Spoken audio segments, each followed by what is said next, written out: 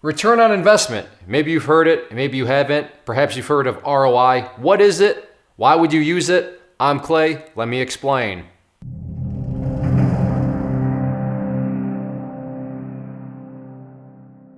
ROI. Let's just first start at the core. Why would you even care about ROI, return on investment?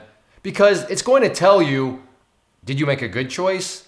Did you make a kind of choice? Or maybe you just, that was not a good choice at all. Maybe, that wasn't a terrible choice, but it could definitely be more efficient. It is a way of just helping you gauge whether or not you're on the right pathway to obtaining whatever goal that you may have. So that's the essence of it, is it's just telling you, it's kind of holding yourself accountable. Are you making good decisions or are you making bad decisions? Could you be making maybe even better decisions? So what actually goes into ROI? The ROI is calculated, and don't worry when I say calculated, if you can do division, a little subtraction, you'll be just fine. You got to be able to multiply by 100. Hopefully you can handle that. But ROI, it's very, very straightforward, and it all revolves around this portion right here. So we'll put in our division sign. But the first thing that you need to and this is the way I envision it. You're not going to see this in a textbook, but because I have the mind of a child, this is how I have to envision it. But down here you have something that you put in, and this is your risk. Now, in the vast majority of situations, what you put in is going to be money. And your money is at risk, meaning just because you put it in, it doesn't mean that you're ever going to, the money could just go poof if it's a really bad decision. So there is risk associated with what you put in. It could also be time. So maybe you don't put in any money, but you're going to be spending a lot of your time doing whatever. And in that situation, what's at risk is, just you totally wasting your time. But that is at the core, what is going on in this part of the equation. It's just what is being put in. Up here, you have, let's just call it the get. Meaning, what do you get? You put a bunch of stuff in, and what does that get you? And this will make a little bit more sense as we go on.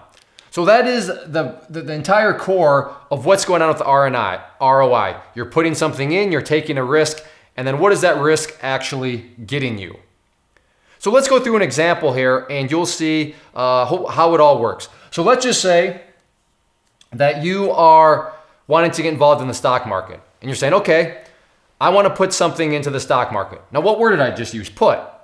What would you put in the stock market? Well, you put money into the stock market. So in this situation, just because I'm not smart, let's keep the math super easy.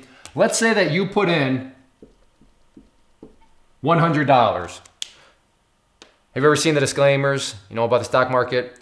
There's past performance is not a guarantee of anything. That's just saying, hey, listen, if you put in $100, that money is at risk. You may not get $100 back out. So that is what is being put in. So let's just say that you actually get, after 1 year, that $100 is now all of a sudden worth $130. Well, now we need to figure out, okay, well, that's great. But we need to figure out how much profit did you actually make. So very easy, and here's the subtraction here. You just take what you got. So you got 130, but that doesn't mean you actually made 130. Remember, because you had to put in 100. So that means that you actually got, when all was said and done, $30, right? You put in 100, you got 130, but you still got to subtract out the risk portion, which leaves you with $30. So in all actuality, this is $30 right there.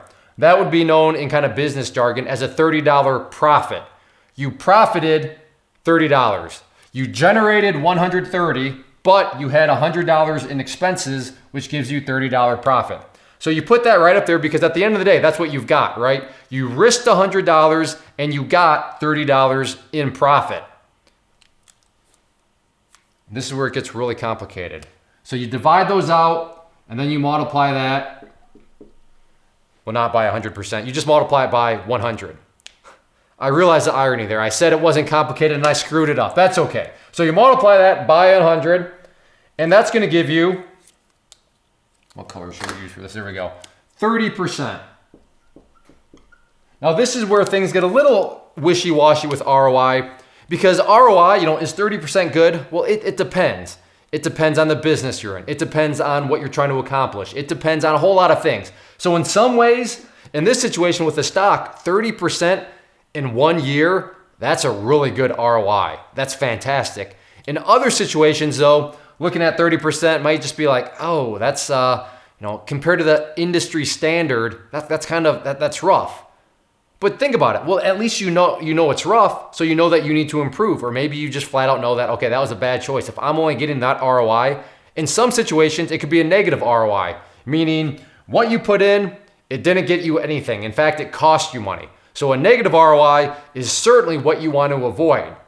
But that is what an ROI, is and how it's being calculated. In some situations, you could have, let's just say 3%. Now, compared to that looks really bad. But in some industry, a 3%, oh, wow, that's not bad at all. Especially when you consider that if that 3% is happening time after time after time, then you factor in compounding interest and all that good stuff, which maybe I can do another video on. That's some very powerful stuff. At the core, though, this is how you calculate it. What is being risked? What are you getting from that risk? Are you getting a profit? Again, profit calculation, very, very straightforward.